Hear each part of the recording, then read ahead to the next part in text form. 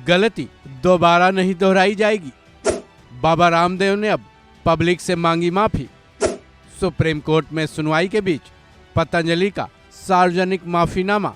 Supreme court की तरफ से डंडा चलने का डर कहें या फिर अपनी गलती का एहसास या फिर व्यापारिक रणनीति।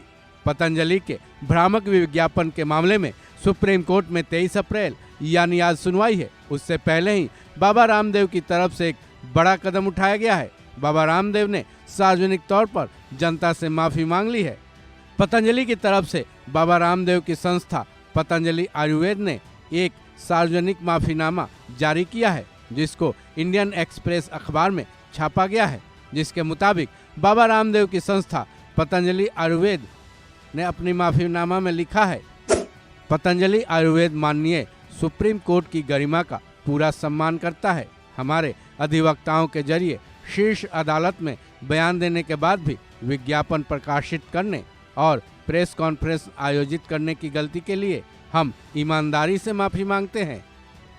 हम इस बात की प्रतिबद्धता जताते हैं कि भविष्य में ऐसी गलती दोबारा नहीं होगी।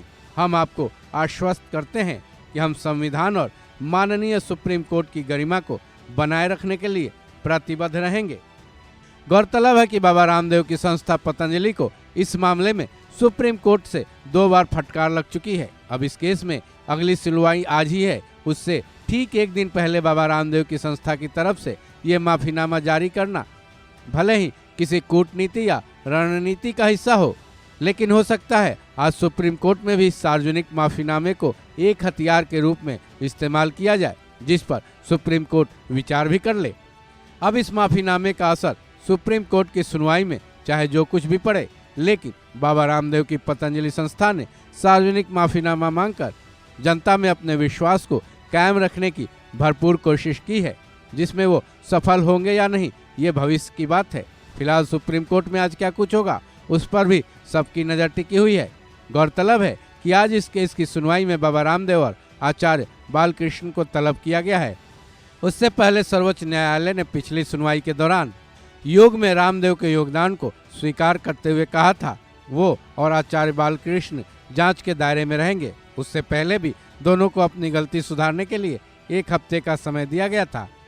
वहीं ये भी बता दें कि पतंजलि के खिलाफ इंडियन मेडिकल एसोसिएशन ने याचिका दायर की थी, जिसमें उसने आरोप लगाया था कि कंपनी ने मॉडर्न मेडिसिन और कोविड-19 वैक्सीन के खिलाफ दुष्प्रचार किया था, जिस पर सुप्रीम कोर्ट में लगातार सुनवाई चल रही है। सुप्रीम कोर्ट में इस याचिका पर क्या कुछ फैसला आएगा, ये तो फिलहाल कहा नहीं जा सकता।